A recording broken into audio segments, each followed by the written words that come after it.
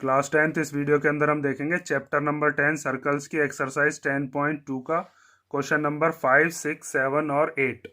तो question number 5 में हमें दिया है prove that the perpendicular at the point of contact to the tangent to a circle passes through the centre. Means अगर किसी circle पर एक टेंजेंट बना दी जाए और उस पर एक पॉइंट ले लिया जाए पॉइंट ऑफ कांटेक्ट, तो उस पॉइंट ऑफ कांटेक्ट पे जो परपेंडिकुलर बन रहा होगा, जैसे यहाँ पर ये परपेंडिकुलर है OP, तो ये परपेंडिकुलर हमेशा सेंटर से ही पास होता है। इस चीज़ को हमें प्रूव करके दिखाना है।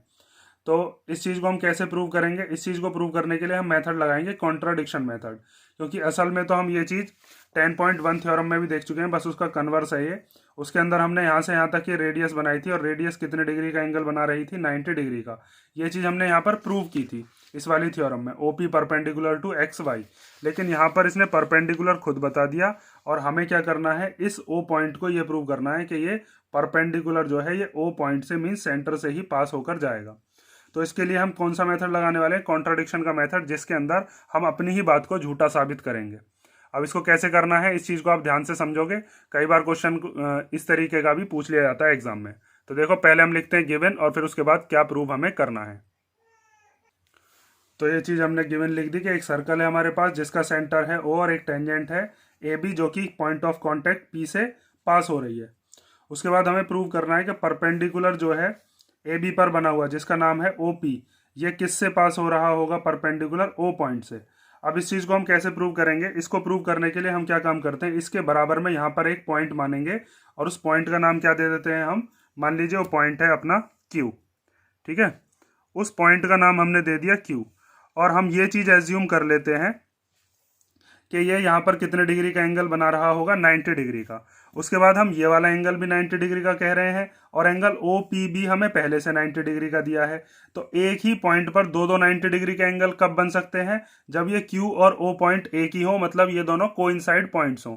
तो हम यही चीज प्रूव करने वाले हैं कि ये O और Q कैसे पॉइंट्स हैं? ये कोइंसाइड पॉइंट्स हैं, अलग अलग पॉइंट नहीं है। अगर ये अलग अलग पॉइंट होंगे तो फिर ये कॉन्ट्राडिक्शन हो जाएगा कि एक तरफ तो हम कह रहे हैं कि एंगल QPB इस OPB एंगल से छोटा है और एक तरफ हम कह रहे हैं कि दोनों ही एंगल 90 डिग्री के हैं। तो देखो, इस चीज़ में हम क्या करने वाले हैं अब। तो सबसे पहले हम जब इसका प्रूफ करेंगे तो ये चीज़ एज्यूम करते हैं। प्रूफ, इसके अंदर हम ये लिखेंगे कि let us assume if possible that PQ is perpendicular to AB। हमने ये एज्यूम कर लिया कि PQ किसके परपेंडिकुलर है? AB के। ठीक है, और ये कौन से पॉइंट से पास नहीं हो रहा है? PQ ये O पॉइंट से पास नहीं हो रहा है। तो हम यहां पर लिखेंगे not passing throw point O। ठीक है, ये सेंटर से पास नहीं हो रहा है और बाद में हम यही चीज प्रूव कर देंगे कि O और Q अलग अलग पॉइंट नहीं है, ये सेम ही पॉइंट है। तो अब यहां पर हम ये कह सकते हैं सो हमारा एंगल QPB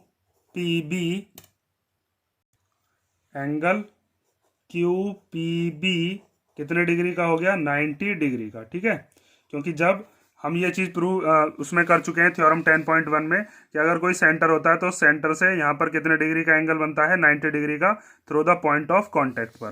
तो हमने यही चीज़ मान ली है कि ये क्यू क्या है? इसका एक सेंटर है। ठीक है, एज्यूम कर लिया है हमने और बाद में अब हम यही चीज़ लिख देंगे क्यू और ओ अलग अलग पॉइंट नहीं है, सेम ही पॉइंट है।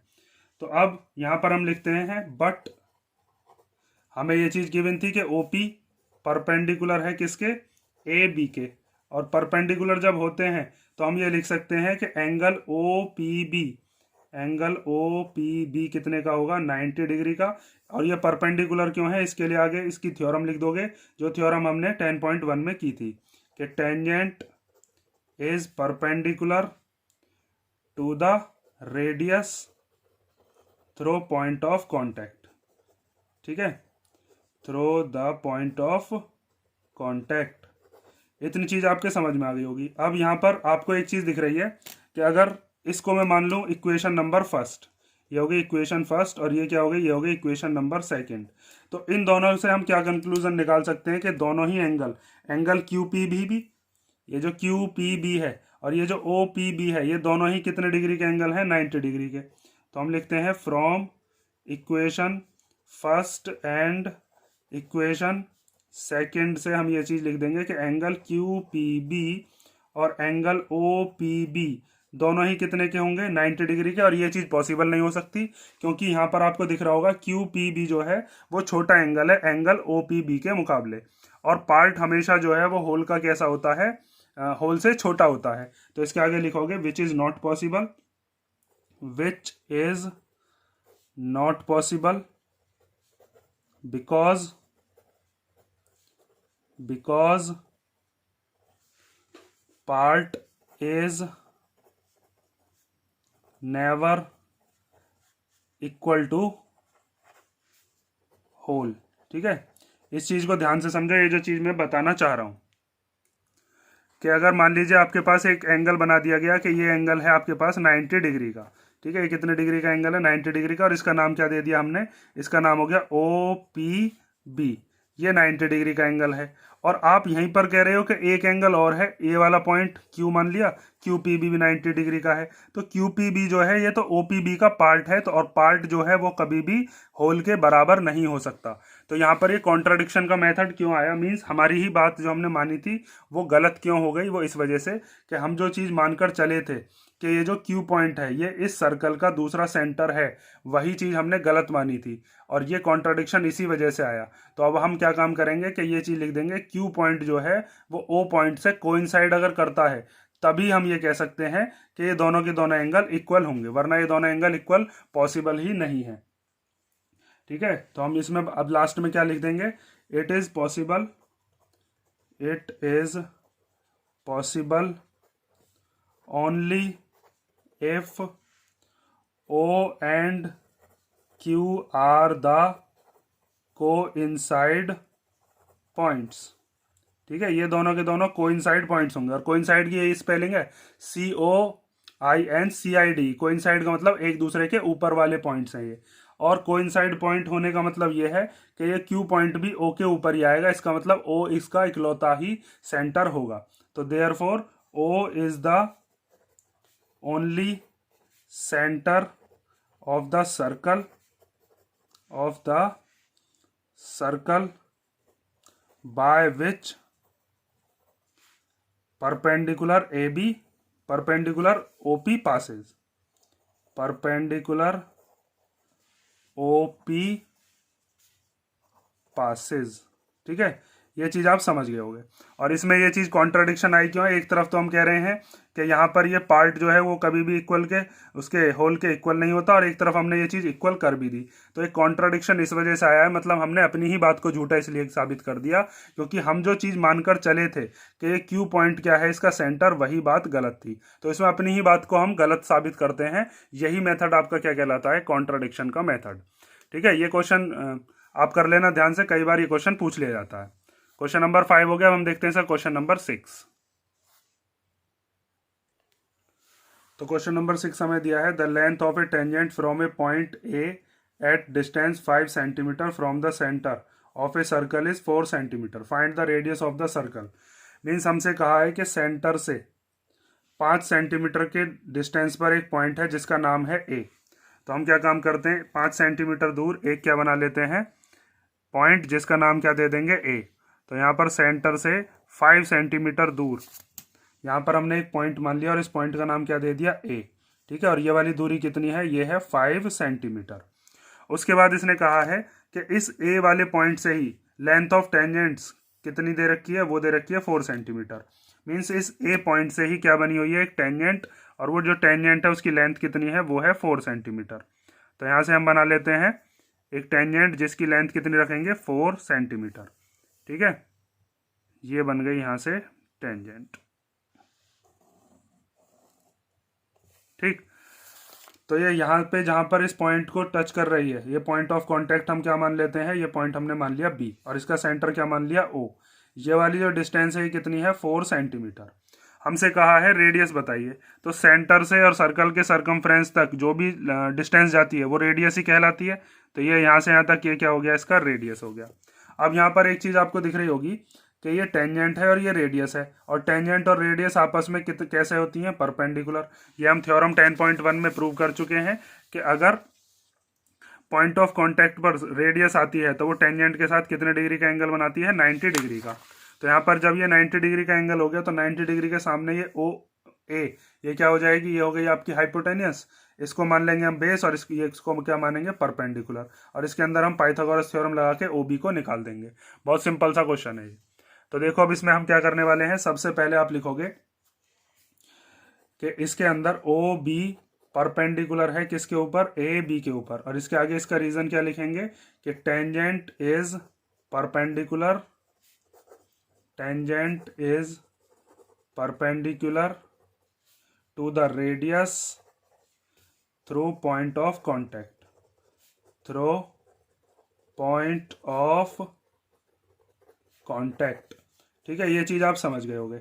तो इसका मतलब ये वाला जो एंगल है, एंगल ओ बी ए, एंगल ओ बी ए, ये कितने डिग्री का हो गया, 90 डिग्री का। तो अब हम इसके अंदर क्या अप्लाई कर सकते हैं, पाइथागोरस थ्योरम।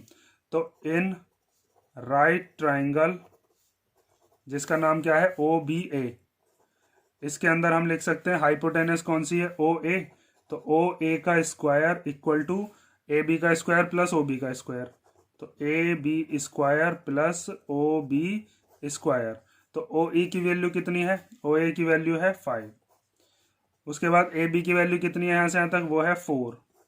और बचा क्या, ओ बी, वही तो हमें फाइंड आउट करना है, यही रेडियस है इसकी। तो 5 का स्क्वायर कितना हो जाएगा 25, 4 का स्क्वायर कितना हो गया 16 प्लस ओ बी स्क्वायर। तो ये प्लस का 16 इधर भेजेंगे तो कैसा हो जाएगा, माइनस का। तो 25 में से 16 को क्या करते हैं, माइनस। तो 25 में से 16 को माइनस करोगे तो कितना आएगा, ये आ जाएगा 9।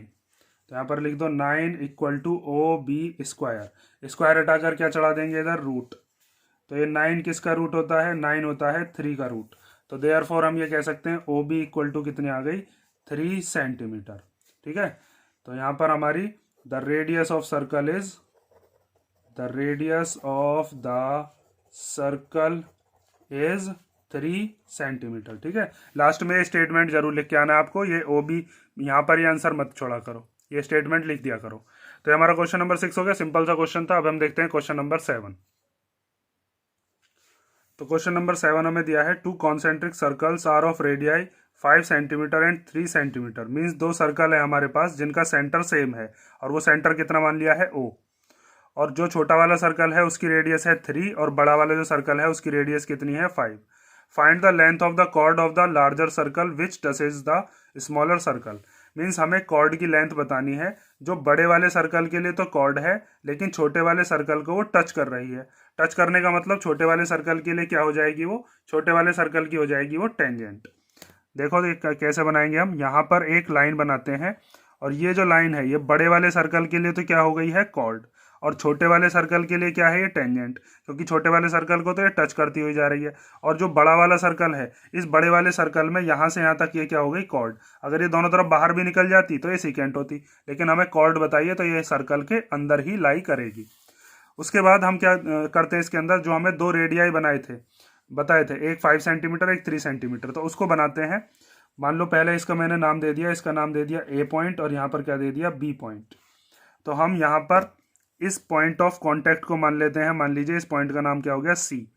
तो यहाँ पर ओ से सी को हमने क्या कर दिया, ज्वाइन। ठीक है, और यहाँ से ओ से ए को क्या कर दिया, ज्वाइन। उसके बाद आपको यहाँ पर एक चीज दिख रही होगी कि ये हो गई हमारे पास बड़े वाले सर्कल की रेडियस, तो ये कितनी हो जाएगी, ये हो जाएगी 5 सेंटीमीटर। ये यहाँ से यहाँ तक ओ सी क्या हो गई, ये छोटे वाले सर्कल की रेडियस, तो ये कितने की हो जाएगी, ये हो गई 3 सेंटीमीटर। उसके बाद जब छोटे वाले सर्कल पे आप ध्यान दोगे तो ये ओ सी वाली जो लाइन है ये ए बी के ऊपर परपेंडिकुलर होगी बाय यूजिंग थ्योरम 10.1 कि टेंजेंट और रेडियस के बीच में परपेंडिकुलर बनता है। मीन्स ये वाला एंगल कितने का हो जाएगा, 90 डिग्री का। जब ये एंगल 90 डिग्री का होगा तो इस वाले ट्राइंगल में ए सी ओ में हम क्या लगा देंगे, पाइथागोरस थ्योरम, और वहां से क्या निकाल लेंगे, ए सी। ठीक है, उसके बाद आप देखोगे अब बड़ा वाला सर्कल, तो बड़े वाले सर्कल के लिए क्या है, ये बड़े वाले सर्कल की है कॉर्ड। और ये जो कॉर्ड होती है अगर सेंटर से परपेंडिकुलर आता है तो उस कॉर्ड को क्या करता है, बाइसेक्ट करता है। ये हमने 9th क्लास में थ्योरम पढ़ी थी, perpendicular from the centre bisect the chord. Means जितना हिस्सा ए सी होगा उतना ही हिस्सा क्या होगा, सी बी। तो हमारा जितना ए सी आ रहा होगा उतना ही हम क्या बना देंगे, उतना ही होगा हमारा सी बी। उसके बाद दोनों को प्लस कर देंगे तो हमारे पास ये ए बी आ जाएगी, और यही हमसे पूछी है जो कि लेंथ ऑफ द कॉर्ड है।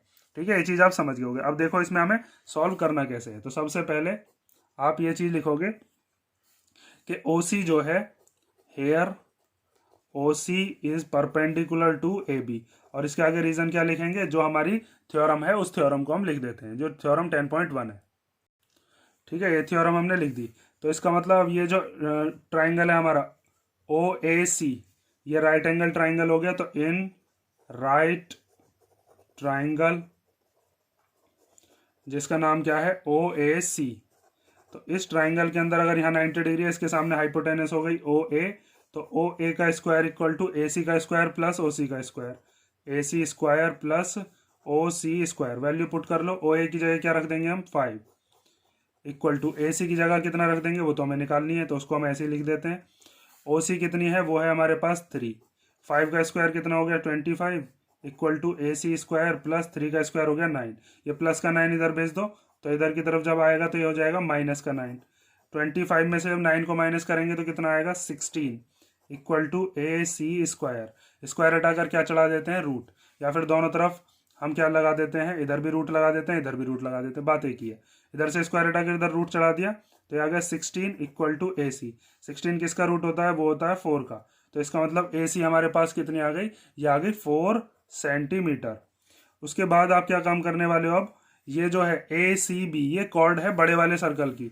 तो यहां पर अब हम लिखते हैं, ध्यान से देखो, here A B is the chord for the bigger circle. ठीक है, बड़े वाले सर्कल के लिए क्या है, ये कॉर्ड है। और ये जो ओ सी है ये परपेंडिकुलर है ए बी पर, तो इसका मतलब हम ये चीज लिख सकते हैं कि जितनी ए सी होगी उतनी ही सी बी होगी। ए सी इक्वल टू सी बी, और ए सी अभी निकालिए कितने की है, 4 सेंटीमीटर की। इसके आगे इसका रीजन जरूर लिखना पड़ेगा आपको कि ये दोनों इक्वल क्यों है। ठीक है, उसके लिए 9th क्लास वाली जो थ्योरम है उसे हम लिखते हैं। ये हमने थ्योरम लिख दी, perpendicular from the centre bisect the chord. Bisect मतलब दो बराबर इससे करता है ये परपेंडिकुलर जब इस कॉर्ड के ऊपर गिरेगा। तो ए सी और सी बी को प्लस करके हमारे पास ए बी आ जाएगी। तो अब हम निकालते हैं, now A B equal to क्या होगा, ए सी प्लस सी बी, और ए सी और सी बी दोनों के दोनों इक्वल है, मीन्स ये भी 4 का है, ये भी 4 का है। तो 4 और 4 कितना हो जाएगा, ये हो जाएगा 8 सेंटीमीटर। तो देयरफॉर हमारे पास लेंथ ऑफ द कॉर्ड कितनी आ गई, यहां पर आप लास्ट में लिख दोगे लेंथ ऑफ द कॉर्ड। ठीक है, length of the chord is 8 centimetre. तो ये हमारा हो गया क्वेश्चन नंबर 7। अब हम देखते हैं क्वेश्चन नंबर 8। तो क्वेश्चन नंबर 8 दिया है, a quadrilateral A B C D is drawn to circumscribe a circle, prove that A B plus C D equal to A D plus B C. Means एक quadrilateral के अंदर एक circle है जो कि boundaries पर इसको बिल्कुल टच कर रहा है, और हमें प्रूव करना है कि ए बी और सी डी का जो सम होगा वही ए डी और बी सी का सम होगा। तो बहुत सिंपल सा क्वेश्चन है ये। इसके अंदर हमको थ्योरम 10.2 यूज करनी है। इसके अंदर हम क्या करेंगे, जैसे यहाँ पर ये एक पॉइंट है एक्सटर्नल पॉइंट, तो इस एक्सटर्नल पॉइंट से एक टेंजेंट ये पड़ी हुई है ए पी, और एक ये है ए एस। तो एक्सटर्नल पॉइंट से बनने वाली जो टेंजेंट्स होती हैं वो इक्वल होती है, means A P A S के इक्वल हो जाएगी, बी पी बी क्यू के इक्वल हो जाएगी। इस एक्सटर्नल पॉइंट से है ये। फिर सी पॉइंट से ये वाली दो टेंजेंट है, एक सी आर और एक सी क्यू, तो ये दोनों इक्वल हो जाएंगी, और डी आर किसके इक्वल हो जाएंगी, डी एस। अब फिर उसके बाद हम क्या करेंगे, 4 इक्वेशंस बनेंगे, उनको करेंगे प्लस। बस आपको ये चीज याद रखनी है इसमें कि हमको अपोजिट साइड्स एक तरफ लेनी है, मींस ए बी के साथ में सी डी लेनी है प्लस में, और ए डी के साथ में क्या लेनी है, बी सी। तो ये चीज अगर आप याद रखते हो तो उस थ्योरम को लगाकर हम बिल्कुल सिंपल इसको प्रूव कर देंगे। तो सबसे पहले हम इसका गिवन लिखते हैं और क्या प्रूव करना है ये लिखते हैं, उसके बाद सॉल्यूशन देखो। तो गिवन टू प्रूव हमने लिख लिया। अब देखो इसका प्रूफ, जैसे यहाँ पर ए पॉइंट से हम शुरू करते हैं, तो आपको क्या करना है, जैसे ए बी और सी डी एक तरफ लानी है, तो यहाँ पर जो ए पी वाली साइड है इसको हम इधर लिखते हैं। तो आप लिखोगे कि here A P equal to क्या हो जाएगा, ए पी इक्वल टू हो गया ए एस। ठीक है, इसके आगे इसके हम रीजन अभी लिखेंगे, जो हमारी थ्योरम 10.2 थी कि length of the tangents drawn from an external point to a circle are equal. Means external point से जो टेंजेंट डलती हैं वो हमेशा कैसी होती हैं, इक्वल। ये चीज हमने थ्योरम 10.2 में प्रूव भी किया था, बहुत इंपॉर्टेंट थ्योरम है, ये भी आप देख सकते हो। तो ए पी ए एस के इक्वल हो गया। ए पी वाली जो साइड है ये ए बी के अंदर आएगी जब हम इसको लिखेंगे। फिर उसके बाद बी पॉइंट से हम देख रहे हैं, बी से क्यू पॉइंट तक ये एक टेंजेंट हो गई, बी से पी पॉइंट तक एक टेंजेंट हो गई। तो बी पी किसके इक्वल हो जाएगी, बी क्यू के इक्वल। ठीक है, अब ए पी और बी पी को अगर हम जोड़ेंगे तो क्या बनेगी, ए पी ए वाली साइड बी पी ए वाली साइड, दोनों को जोड़कर ए बी बन सकती है ना, इसीलिए इनको हम इधर की तरफ ले रहे हैं। अब इनके साथ वो वाली साइड हमें लेनी है जो सी आर और डी आर होगी। तो सी आर किसके इक्वल होगी, सी क्यू के। भाई इस पॉइंट से एक टेंजेंट ये जा रही है, एक टेंजेंट ये जा रही है, तो यहाँ पर आप लिखोगे सी आर इक्वल टू क्या हो गया, सी क्यू। इसी तरीके से यहाँ इस डी पॉइंट से एक जा रही है डी आर और एक जा रही है डी एस। तो आपको इधर की तरफ कौन सा लिखना है, इधर लिखोगे डी आर। ठीक है, तो यहाँ पर हम लिख देते हैं डी आर और इधर क्या हो गया, डी एस। इन सब के क्या क्या मीन्स स्टेटमेंट है वो स्टेटमेंट भी देख लो, क्योंकि इसके आगे हमें ये भी चीज लिखनी पड़ेगी कि ए इक्वल क्यों है। ठीक है, ये आप लिख दोगे length of tangents drawn from an external point are equal. ये चारों के लिए यही स्टेटमेंट हो जाएगा। और अगर उसको और डिटेल में लिखना है तो एक्सटर्नल पॉइंट इस वाले का कौन सा है, ए, तो आप हर एक के लिए फिर अलग अलग लिखोगे। Length of the tangent drawn from the external point A R equal, फिर इन दोनों के लिए बी आर इक्वल, इनके लिए सी और इनके लिए डी। अब देखो इसमें हम क्या करने वाले हैं, ये हमारे पास 4 इक्वेशन बन गई, तो हम ऐड कर देते हैं 4 इक्वेशंस को। तो आप लिखोगे एडिंग ऑल इक्वेशंस। ठीक है, इसके आगे लिखना चाहो तो लिख लेना फर्स्ट सेकंड थर्ड फोर्थ। तो ऐड कैसे करते हैं, जो हमारे एल एच एस है मीन्स लेफ्ट हैंड साइड वाले हैं उसमें लेफ्ट हैंड साइड प्लस होंगी और राइट हैंड साइड में राइट हैंड साइड। तो यहाँ पर आप लिखोगे A P plus B P plus C R plus D R. इधर की तरफ A S plus B Q plus C Q plus D S. अब हम ये देखते हैं कि हमको जो प्रूव करके लाना था उसमें हम कौन कौन सी साइड को प्लस करके ए बी बना सकते हैं, किसको प्लस करके सी डी, किसको प्लस करके ए डी और किसको प्लस करके बी सी। तो यहाँ पर आप देख सकते हो ए पी और बी पी, ए पी और बी पी मिलकर क्या बना रही है, ए बी। तो ये दोनों तो हम ऐसे ही ब्रैकेट लगा देंगे, इन दोनों को प्लस कर देंगे। सी आर और डी आर मिलकर क्या बना देंगी, सी आर और डी आर मिलकर बना देंगी सी डी। यहाँ पर ये ए एस और डी एस, ए एस और डी एस मिलकर क्या बनाएंगी, ए डी, और बी क्यू और सी क्यू मिलकर क्या बनाएंगी, ये बनाएंगी बी सी। ठीक है, तो यहाँ पर आप लिख दो ए पी बी पी की जगह क्या आ गया, ए बी। उसके बाद सी आर और डी आर की जगह पर क्या आ गया, सी आर और डी आर की जगह पर हम लिख देते हैं सी डी। देखो यहाँ पर हमने लिख दिया सी डी। उसके बाद ए एस और डी एस, इनको साथ में लिख लेते हैं पहले, ए एस और डी एस, और ये बी क्यू और सी क्यू इनको हम साथ में लिख लेते हैं, B Q plus C Q. तो ए एस और डी एस की जगह पर क्या आ जाएगा, इसकी जगह पर आ गया ए डी, और बी क्यू और सी क्यू की जगह पर क्या आ गया, बी सी, और यहाँ पर A B plus C D, और लास्ट में आप क्या लिख दोगे, हैंस प्रूव्ड। ठीक है, ये चीज़ हमारी प्रूव हो गई। और इसी के साथ हमारे जो क्वेश्चन नंबर 5, 6, 7, 8 हमने कर लिए। अब हम नेक्स्ट वीडियो में देखेंगे इसके जो बचे हुए क्वेश्चन हैं वो। और किसी क्वेश्चन में अगर आपको कोई डाउट हो तो कमेंट करके बता देना, या मेल वगैरह भी कर सकते हो।